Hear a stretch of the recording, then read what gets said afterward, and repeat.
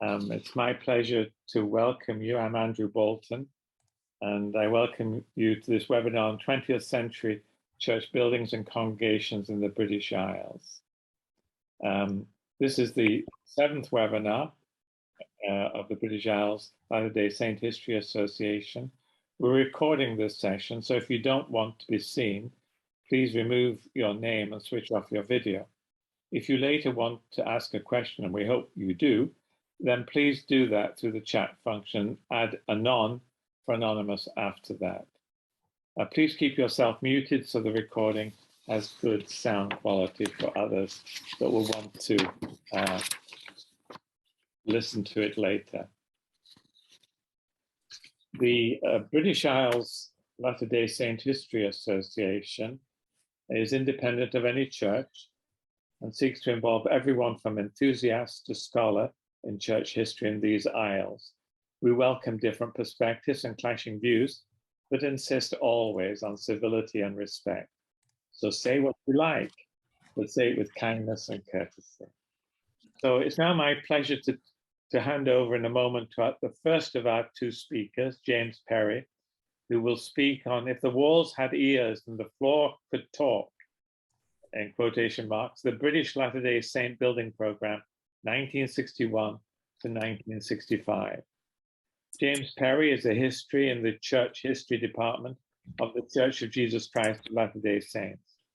He holds a PhD from Lancaster University and has published several studies exploring minority groups in modern European history. James became a Latter-day Saint in 2006 and served a 2-year mission for his church in the England Manchester Mission.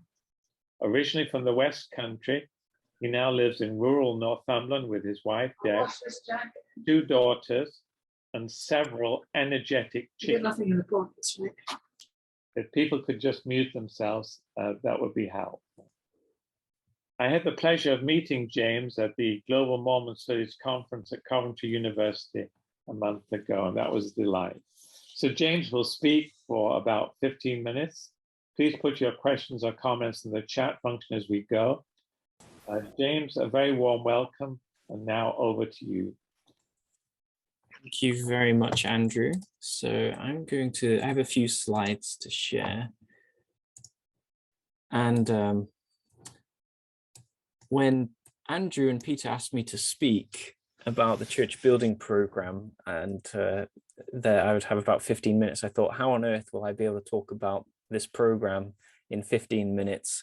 I've spent a good part of 4 or 5 years studying this, and I've written a book of about 400 pages that we hope to publish soon, but I'm going to do my best. And I appreciate there are some church building missionaries who've actually joined us today. So I hope this can serve as a nice kind of cameo to our reunion the other year.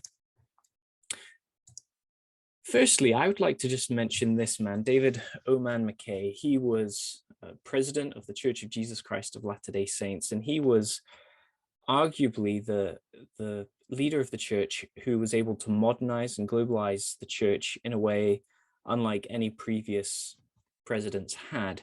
He'd served a mission as a young man. He'd been an apostle. He'd been tasked 100 years ago to travel the church, and he spent many months visiting the saints in far-off islands and lands, trying to understand the people. He became heavily involved in church education. He was a mission president. He served as a counselor in the first presidency before becoming president in 1951. And the building program that I'm going to talk about today came about during his presidency. And I think what we'll discover as we go through this presentation is that President McKay's global and modern perspective of the world and of the church was a crucial element in the way the program was able to be rolled out across the globe. Now, for much of the 19th century, Latter-day Saints met in substandard accommodation. It was at the turn of the century that the church began to emphasize the need to improve conditions. In Oldham, in the early 20th century, Latter-day Saints were able to raise the money and were gifted some money from the church in order to purchase an old tin tabernacle, which was used by the Oldham branch for many, many years. And it was a hub of activity and friendship. And this was, and we might look at it today and think, oh, wow, it's just a corrugated metal hut. And in all reality, that's pretty much exactly what it was. But it was greatly appreciated by the saints who used it for decades. But there was no scheme around it. It was a largely local initiative. And there were other chapels that were built or converted over the years. But by the 1950s, in the post-war period, there was still this issue of Latter-day Saints meeting in substandard accommodation. And this was having a renewed, creating a continual pressure on the missionaries and on the members who were wanting to emigrate to places because they wanted to be gathered with a body of saints, and conditions in this country weren't necessarily the best in many cases. And that all begins to change with the calling of T. Bowring Woodbury as the British mission president in 1958. And he served for 3 years. And his 3 principal aims, and he spoke and he worked very closely with President Mackay, were to, in the British Isles, was to eliminate emigration, install and develop local leaders, and to initiate a building program. Gone were the days of having to, supposedly gone were the days where they would have to clean cigarette butts and beer bottles in order to use a social club or an upper room above a pub or whatever it might have been. And for all of his faults and strengths, and he was a man that revolutionized the church in the British Isles. This was a period where missionaries began baseball baptisms, which was initially a very innocent activity, whereby missionaries would try to get to know people in the community. They would organize a game of rounders. This started in Swansea in Wales. And other missionaries who saw the success they were having decided to implement the same thing in their area. And quite quickly, there were hundreds and then thousands of young people being baptized around the country. And the church began to struggle to be able to handle the influx of young people. Now, this was described as the new era. This was an era of optimism, sorry, it's been a long day, optimism, and also expansion. There was the construction of the London, England Temple. The Hyde Park Chapel was dedicated, which was the flagship chapel for the country. And members were energized and enthused with excitement and optimism for the continued expansion of the church. Now, in the British Isles, the question came about the building program. How would they be able to manage to build new chapels around the country? And this is where a successful program in the Pacific was taken and rolled out globally. Young men and young women would be called to provide building labor and building support, and they would work on sites around the country like a full-time proselyting mission, but with the instruction to construct chapels under the supervision of a building supervisor. Now, the program began on the 21st of March, 1961 in Manchester, the Wythenshawe Chapel, where we had a 17-year-old young man, Royce Goodyear, who was the first missionary within this building program, and another group of young men who were called shortly after began work to renovate an old chapel. And this was the start of a program that would ultimately lead to the construction of over 70 chapels around the country within 4 or so years. Missionaries would leave their homes, they would live with members, and these young teenagers would provide support in terms of physical activities. Later on, some of them began to be trained in plumbing and they developed competencies. Some of them were more suited to the work than others. Some of them were unfamiliar with the laboring trades. Others brought those valuable experiences with them, but all of them were young and all of them had been asked to give of their time. So daily life was hard, frankly. Ian Taylor noted in 1964 the following: "I will always remember vividly the first day of my mission. I had been sent to work on the Manchester Steakhouse until a permanent place could be found for me. I arrived at 8:30 in the morning. At 9 a.m., I was ready for work, bubbling over with excitement. Eagerly, I awaited my first assignment. It was barrowing concrete. First one barrow, then another, and yet another. At 10 o'clock, much of the excitement had gone, and at 11, it had all left me. When I think back, I always laugh at the condition I was in at 11:30 of that day, tired, aching arms, and with a back which seemed strained at every muscle. Yes, a mission had done much for me physically, but that is infinitesimal compared with what it has done for me spiritually." So although the missionaries were involved in a physical activity, they found that they were involved in a spiritual work as well. They saw themselves as providing a home for the saints where they would be able to worship. Their supervisors became a form of family to them. They would begin the day with scripture study, and with the limited spare time they might have, some of them would go out with missionaries, and they would attend church on Sundays.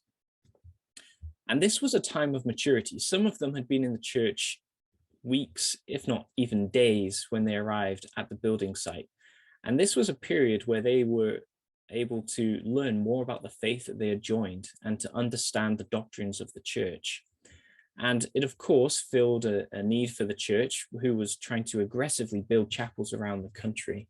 And so missionaries were assigned in many different locations. Now, Peter, this is a little story that's going to relate to your wife a little bit with the Merthyr Tydfil connection. We've got a photograph here of a young Frank Blees and David Mordecai. And in 1963, the building missionaries and the members of the Merthyr Tydfil ward were working furiously to complete the Merthyr Tydfil chapel, which David O. McKay had promised would come and dedicate. The missionaries were working frantically to try and finish it in time. This involved the brickwork, raising the trusses, and other activities. David Mordecai, the young man with the hat, was using a diamond-tipped machine to cut bricks within the area that would become the cultural hall.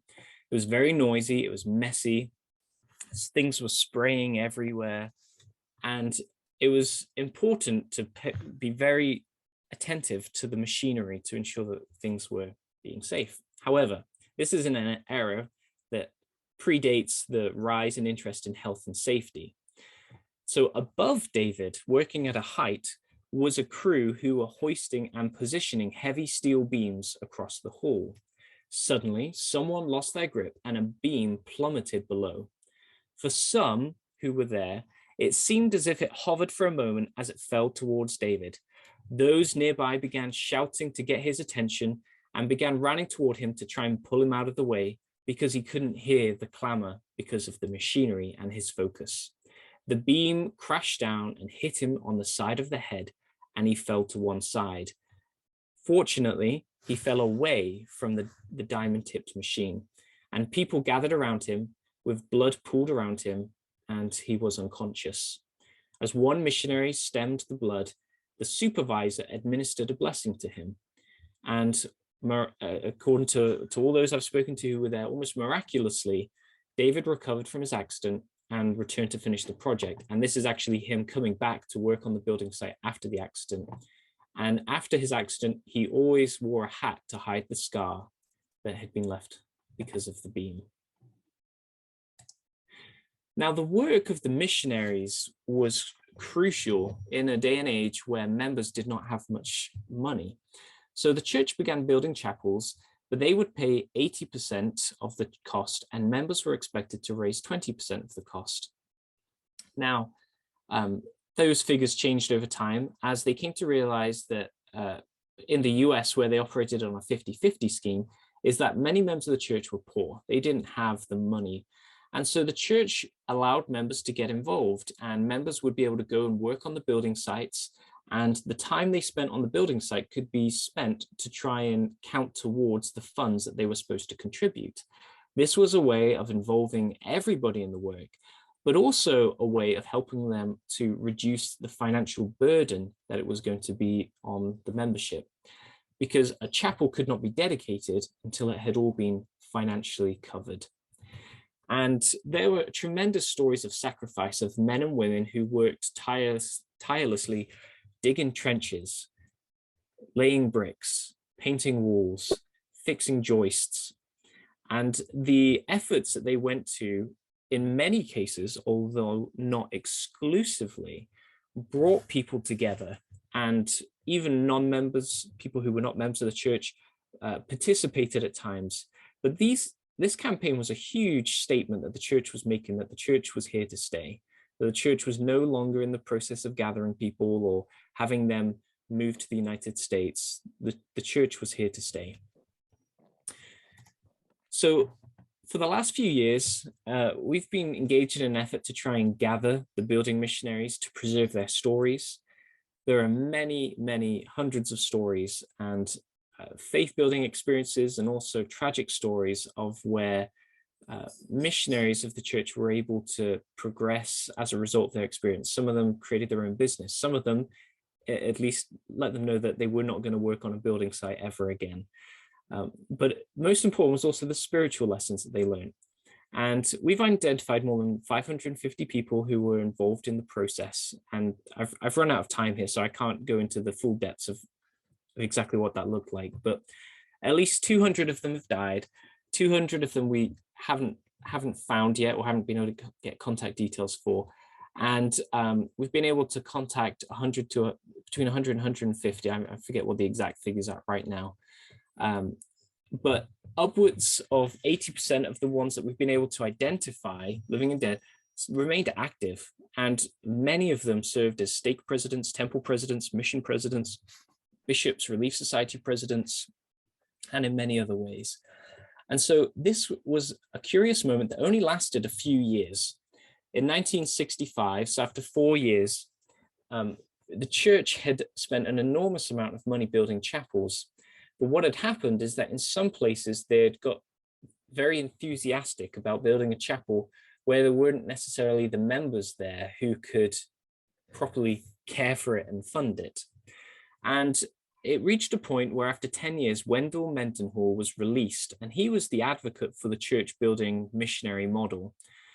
And he was released after having done a fantastic job of being able to build probably thousands of chapels across the world in different locations.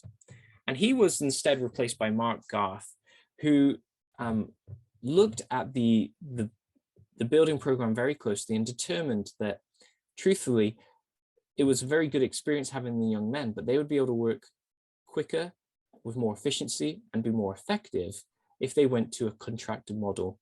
And so with his calling and ascent into that position, the building missionaries were wound down. The projects that had begun with building missionaries continued.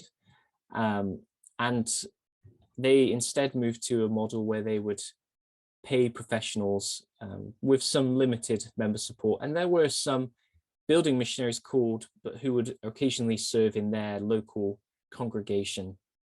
But the program is one that's largely now fading into the past. The younger generations today have grown up not necessarily understanding the sacrifices that went into building the chapels.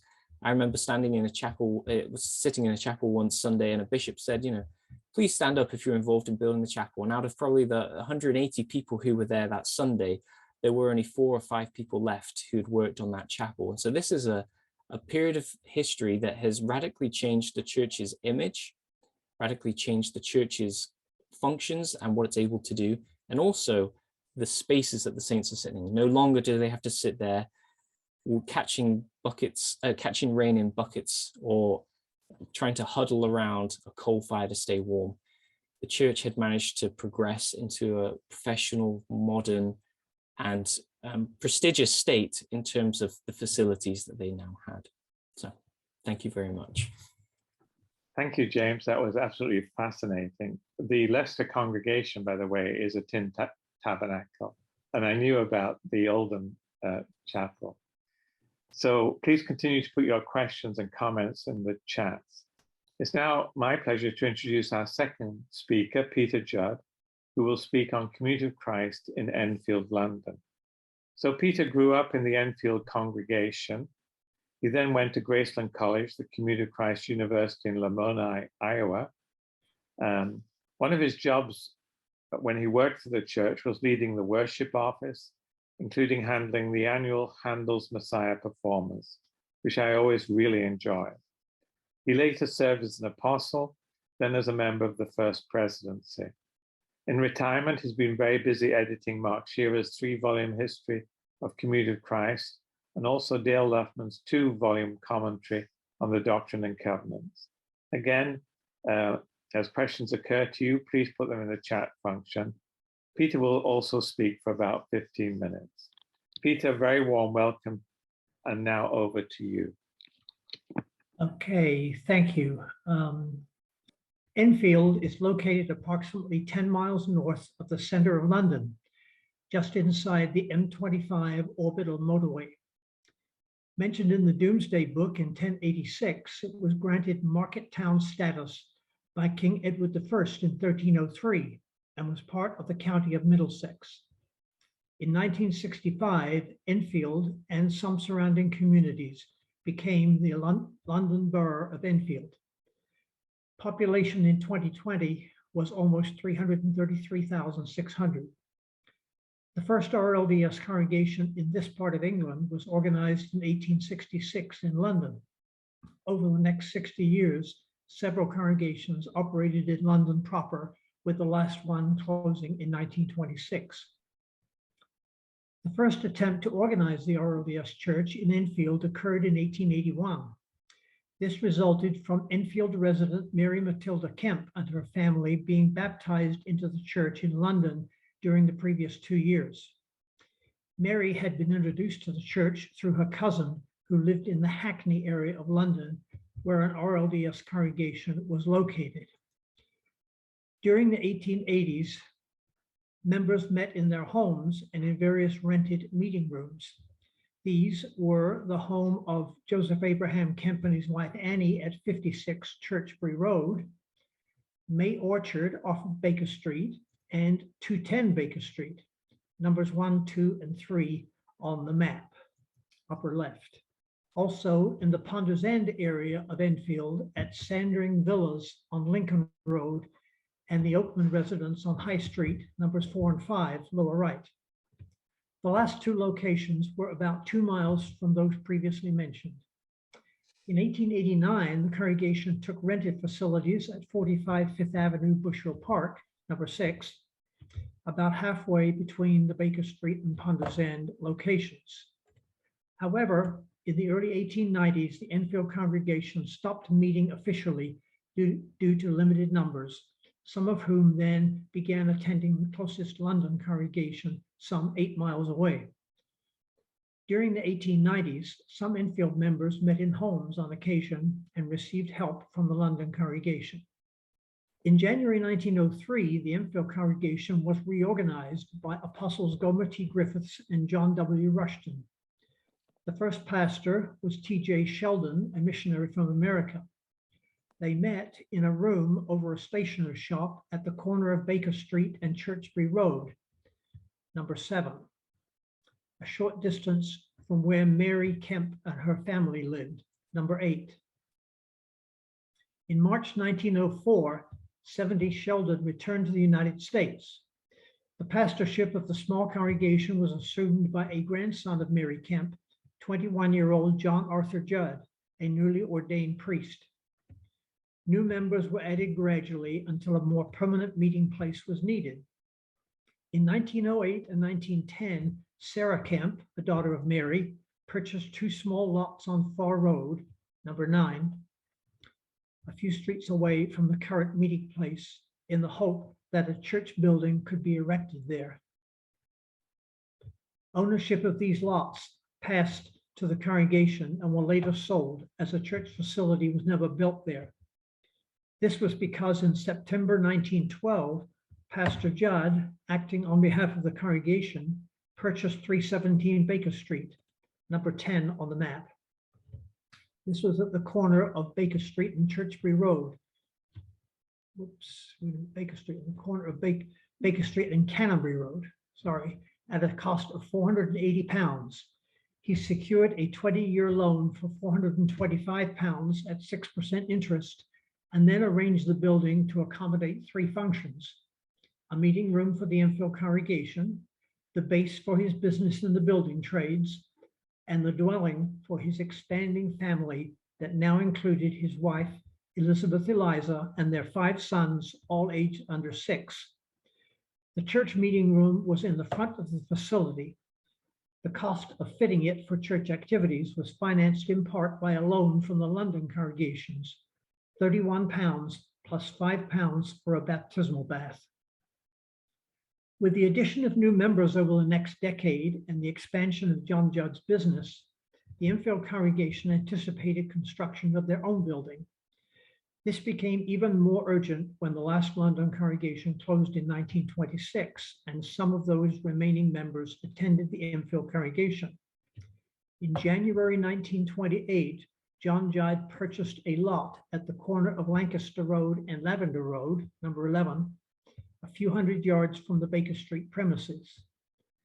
The larger part of this lot, measuring 60 by 80 feet and valued at £285, was assigned by deed of trust for the erection of a building. The church building design was by John Judd's brother Dover and Dover's son Ernest. Construction of the brick building was by John A. Judd and Sons at a cost of £1,639 5 shillings, including cost of the land. £1,000 was received from the sale of 317 Baker Street to John Judd, and £400 was borrowed from the World Church with repayment at £50 per year. The inner side walls of the front entrance displayed pieces of broken glass, china, and crockery embedded into the walls. The main room, measuring 50 feet by 24 feet, could accommodate almost 100 people. At the front was a 2-tiered rostrum, the lower tier removable to reveal a baptismal font. The ceiling was vaulted and covered with wood paneling, as were the inside walls. Colored glass windows lined the front and 2 sides, and a large round window was featured at each end, one displaying the RLDS church seal. The sanctuary was heated by 2 gas fires, one on each side of the room. Behind the sanctuary was a smaller room, 24 feet by 14 feet, with adjoining kitchen and toilets. The outer walls were later covered in stucco. A rock garden was placed to the side of the building. Adult members and their children were invited to lay a brick to aid in the construction. With great jubilation, the completed new church was opened on December 7th and 8th, 1929. Present were Apostle Paul Hansen, president of the RLDS Church, and church leaders from other parts of the country. The events included the consecration service, a prayer meeting, a Sunday school assembly, and a social hour. A stone was set into the outside wall inscribed with the names of Sarah Kemp, the oldest member of the congregation, Apostle Paul Hansen, and Pastor John Judd. The visitors book recorded 53 names, most from the infield area, including London, some from other parts of Britain, and a few from overseas. A few years after the completion of the church facility, the need for space for Sunday school classes and social activities became evident. Some weekday activities had been held at members' homes due to lack of space. So plans were made to add a hall. Concern was expressed by church headquarters on account of outstanding debt on the main building. However, permission was granted in 1935 under the condition that regular reports on the building progress and its financing were received by headquarters. The hall was to be attached to the existing building and constructed using all volunteer labor.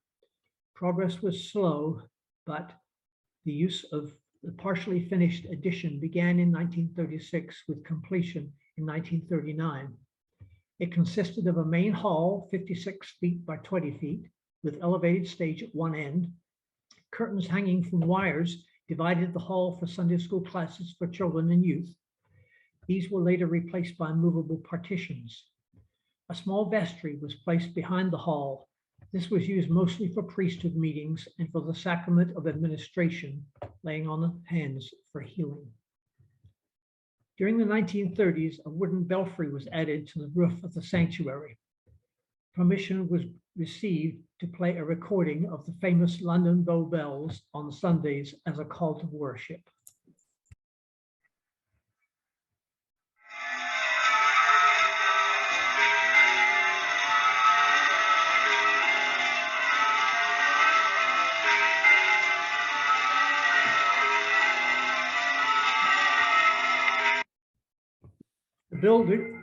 The building was dedicated in 1924 after repayment of the World Church loan was completed. From the earliest days, the infield congregation offered activities in addition to Sunday worship and church school. These have included midweek prayer services, a choir, an orchestra, religio, women's department, a Boy Scout group, dramatic society, sewing club that raised money for a building fund, Bluebird and Oriole groups for girls, Zion's League for teens, and an adult fellowship. Social activities have been prominent, as well as an annual bazaar where goods were sold to support the congregation. In addition to members, a number of neighbors and friends have attended these activities, and some have joined the church. Over the years, the infield congregation lost a number of members who immigrated to the USA, most of whom left to attend Graceland College. These included 2 who later became general officers of the church, and 1 who became Bishop of the British Isles in Europe. Infield frequently hosted district and mission events, including district conferences from 1929 to 1937. British Isles mission reunions were held in Infield in 1938 and 1939, and then annually from 1945 to 1959. Attendance at reunions sometimes exceeded 150. Adding to the sanctuary capacity of almost 100, the opening of sliding doors into the church hall accommodated another 50 or more in overflow. Reunions were held over the long August bank holiday weekend, and attendees from other areas were housed in the homes of infield members and friends of the church. Although not centrally located, the infield church could accommodate more than any other congregation in the country at that time.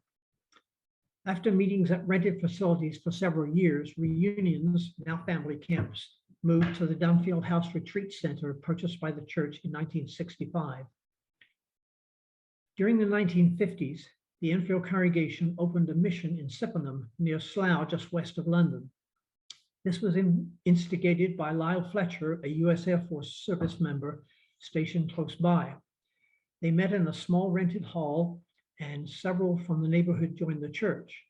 Services were provided by priest, later elder, Lyle Fletcher, and by priesthood and members from Enfield.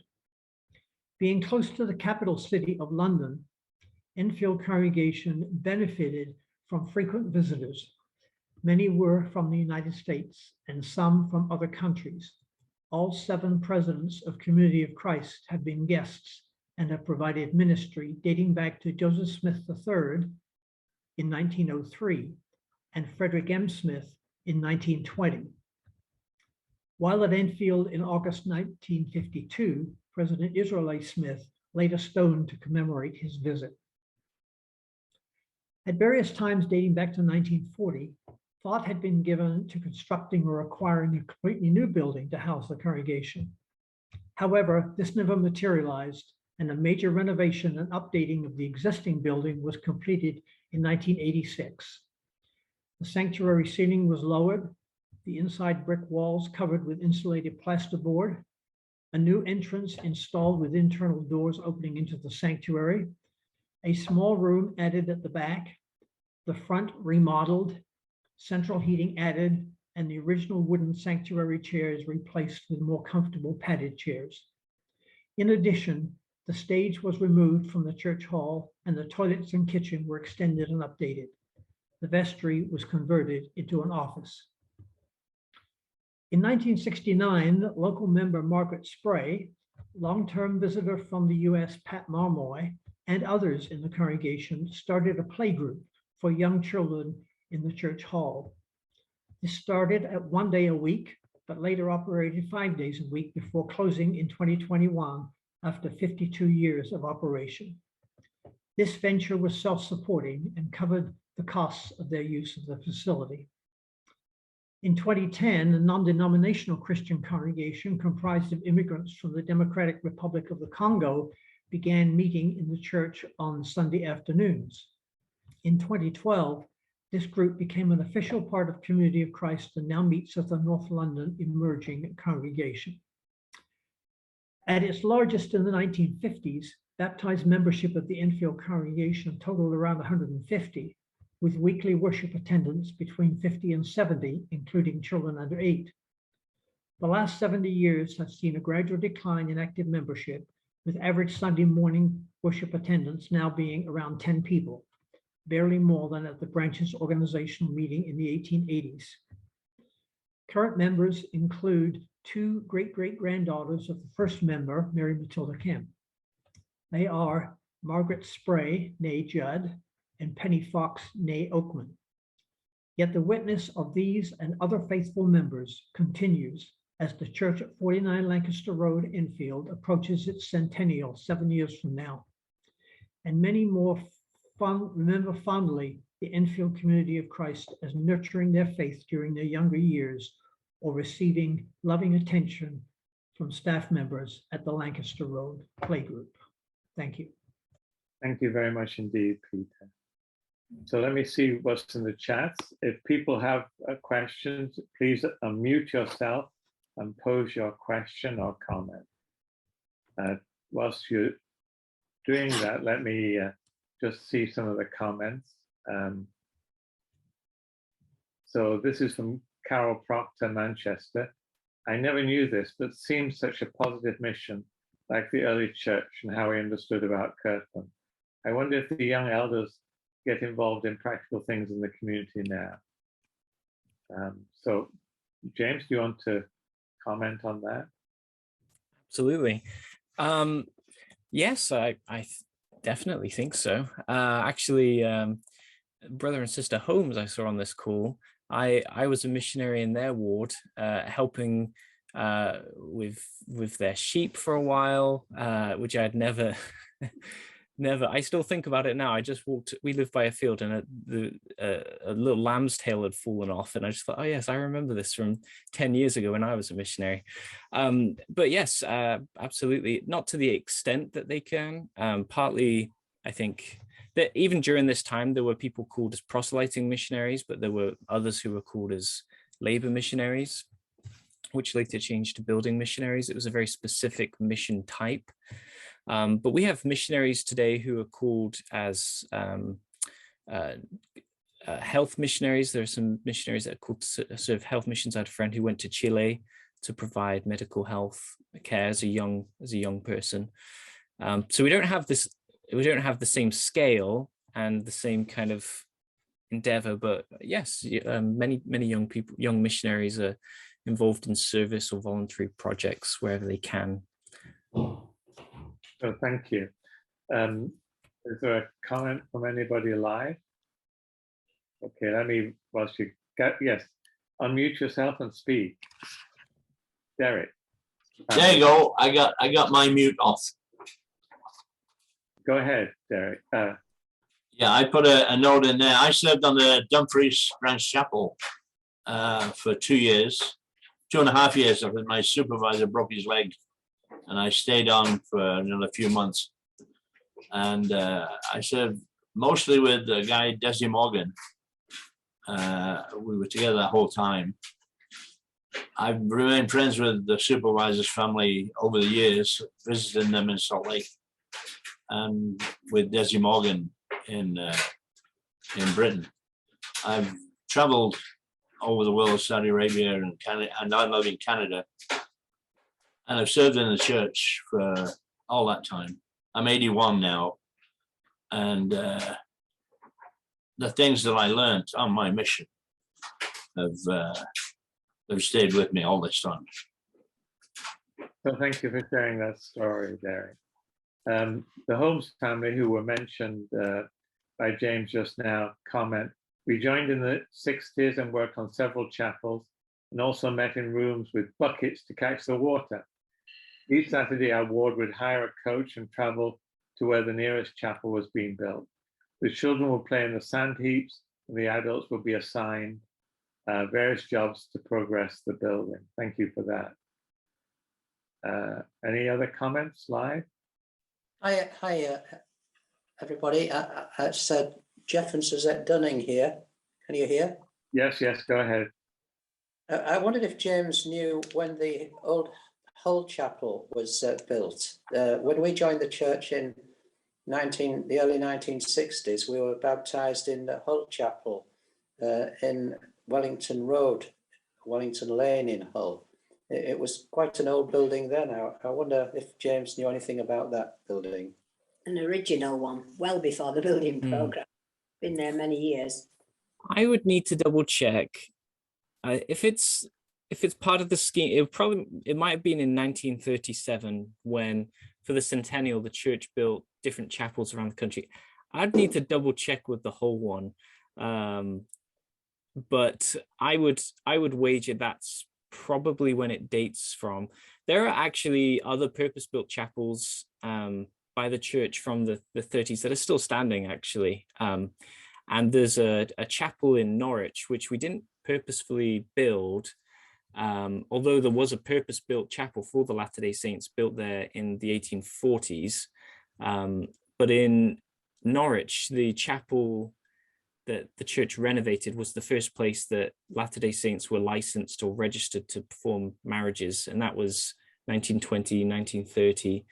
And so that was kind of after the First World War. That's when the church started to buy Sheffield. They bought just before. So kind of 1910s, 1930s. That's when they started to invest a bit more. So I'll have to find the exact date for you, but that's a good question. There's still a few of these very old chapels around. It's still there, but it's a mosque now. The church sold it, and it's become a mosque. Yeah. Interesting. Thank you. Thank you. Another question live. So Sheila Hopkinson says, my father, Brian Hopkinson, who's now 88, was the building supervisor and built the Gloucester, Weston-super-Mare and Bournemouth chapels, along with other work on many chapels. We as a family lived in 15 houses in the 8-year period, showing how much sacrificing he and we gave during my father's period of church employment. So thank you for that, Sheila. Any other comments or questions live? Carol from Manchester again says, in Peter's story, members decided where the church would meet and purchase the land or building. Who would decide where the work would take place in James's story? That's a good question. So local leaders would be able to complete an application to say that, we would like to build a chapel here. Here are the number of members that we have. And the leaders would often go out to try and find a plot of land. And then this proposal would then be sent to the church building committee, who would make a decision and look at the legal aspects of it. And if it was approved, then a supervisor would be assigned and missionaries would be assigned. And because these young men were missionaries, the head of the British Isles kind of building program the office would kind of allocate the missionaries accordingly. But the supervisors were really the people that they were closest to that supervised them. So so the process was locally initiated and then sent upriver, and then the national British Isles kind of committee, once they'd got approval from Salt Lake to go ahead with the financing of it, they would then take care of the purchasing of the land. They would take care of the permits, and then they would hand it over to the supervisors and the missionaries to build. Oh, thank you. Pam Roberson, I see you there. Do you want to make, with the auditorium organ behind you? So in this prestigious place, do you want to just comment on your comment? I think you need to unmute yourself. There we go. Can you hear me all right? Yes, go ahead, Pam. Okay. Yeah, no, I remember the old, well, to me, it was the old Enfield Church when we lived in England as a child, and Dad used to lead campfires from the front, sitting on those hard benches as a child. In fact, I've got a picture of Dad standing in front of the Enfield Church with Elsie Foster that I just sent to you, Peter, by way of Chris. So thank you, Pam. Pam's family lived in Nuneaton, is that right, Pam? Yes. Yes, your parents were wonderful people. Thank you. I have very positive memories of being there. Yeah, you have to return. One of these days. Anyone else that wanted to make a comment? I think somebody was starting. Andrew? Derek, go ahead. I grew up in the Enfield congregation. I'm one of the grandsons of John A. Judd, who was involved in the building of his building company, was very much involved in the building of the Enfield Church. One of the people I particularly remember from my growing up years is Roy Oakman. He was our youth leader, but also was very much involved in the development of the youth camping program for the church in the British Isles. And so I really appreciate my training and guidance in the development as a young man in Enfield, and always enjoy going back to see what took place in the building over the years. Yes, thank you, Derek. I mean, Derek said there were two general officers from the Enfield congregation. That's in fact two apostles, and one was Roy Oakman's brother.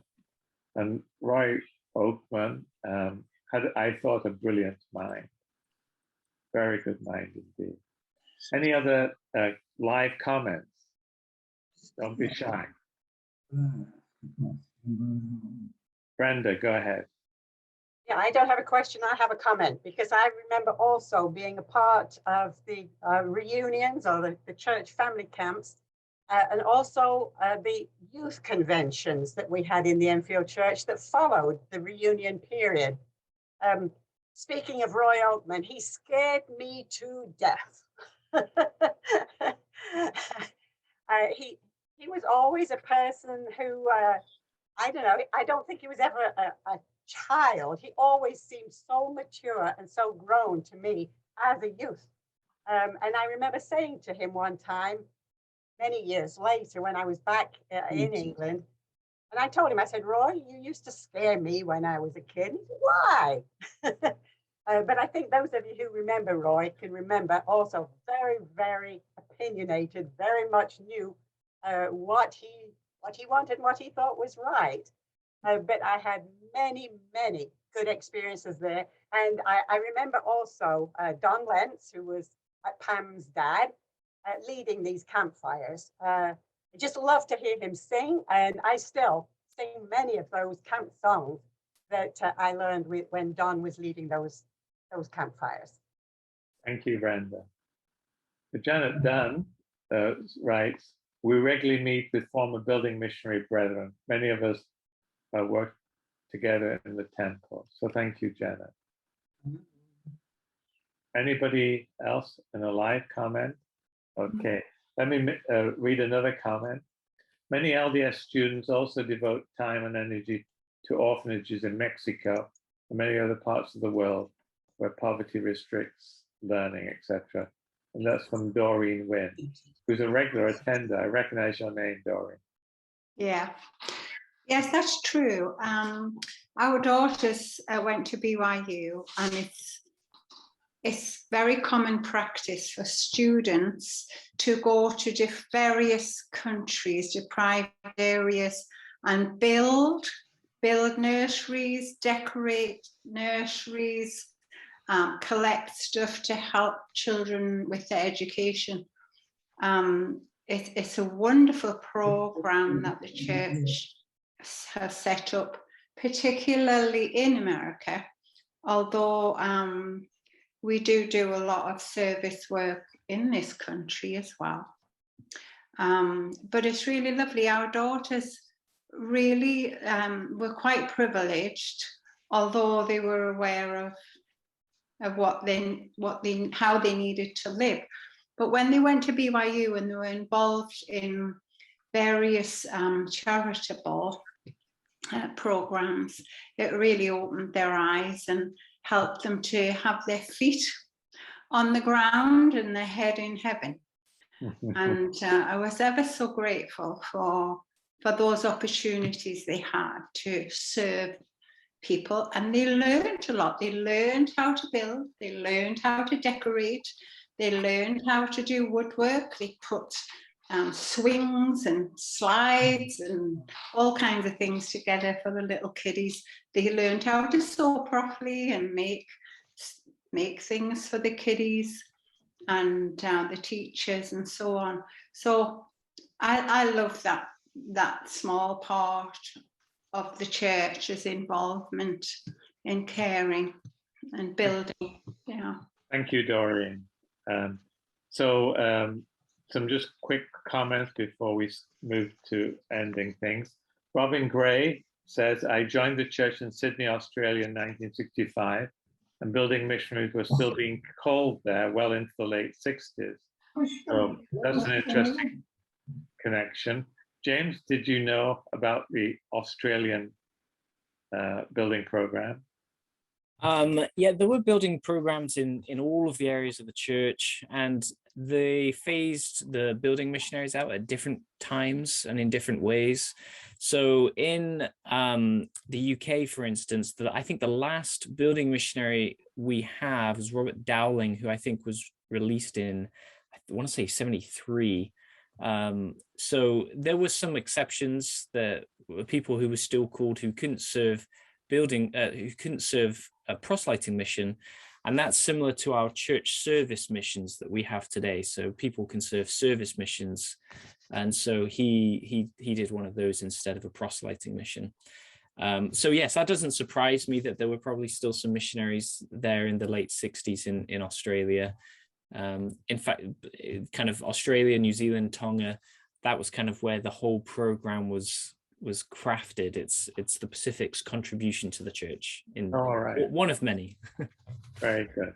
So thank you. Let me just make one more comment. This is from Kathy Horry from Peterborough. What regard was given to health and safety on these building projects? Thinking of the accident, no hard hats? What was the accident rate? Do you want to respond to that, James? Yes. The miracle in itself is that no one died. The stories that we've collected of people being kind of working at heights with no hats, no harnesses, scrambling around on boards above, dangerous pieces of machinery. There were a couple of very serious accidents. But they did, as the program progressed, they took more and more interest, and so they were kitted out with things. But there wasn't necessarily the same enforcement that there was today. Today it's very, very rigid, and whatnot. There was some, many were young men as well, so they like to have fun and pull pranks. But yeah, thankfully there were no deaths. The only death we know of is one member who was traveling home after working on a building site who died in a car accident, but no one on the sites. So we haven't got an exact accident rate because there were no accident books kept or anything like that. But it sounds like it was a fairly, I don't know. Yeah, they happened to some extent. Thank you. Let me just move to close now. We're approaching the end of our time. Thank you for your questions, your presence here. supporting the 7th webinar of the British Isles Latter-day Saint History Association. We ask for your feedback from this webinar, what we did well, what could be improved another time. We also welcome your suggestions for future topics and presentations. So you'll have received an email from me today. If you could send that to me, and I'll pass those on to Peter Fagg. Our next Friday webinar is in September. So now we're taking a break till September, and that will be the 30th of September, conflict over Llanelli and the Gwar chapels, confessions, ? With Derek Judd and Arnold Jones. So that will be interesting. And then just to mention again that the church history tour of Preston and the Ribble Valley, which is an in-person tour and led by Peter Fagg, who knows more about church history in the British Isles than anybody else, and myself, will park at the Preston Temple, leave by bus at 10 o'clock, and visit Avonham Park, the site of the first baptism, lunch probably at the Preston Ward Chapel, the oldest Latter-day Saint congregation in the world. Preston is a very important place in the scheme of things. I was also born there. We'll go on to Walkerfold, Clitheroe, Chapman, and Downham, and hear some fabulous stories. So we hope you'll be able to join us. Please sign up by Monday, the 2nd of May, which is this coming Monday. And you should have received a flyer about this. We've recorded this session. We'll send out a link to that recording in due course. So it remains only for me to say thank you so much to our speakers, James Perry and Peter Judd, and for their carefully crafted scholarship. And thank you all of you for attending and supporting the British Isles Latter-day Saint History Association.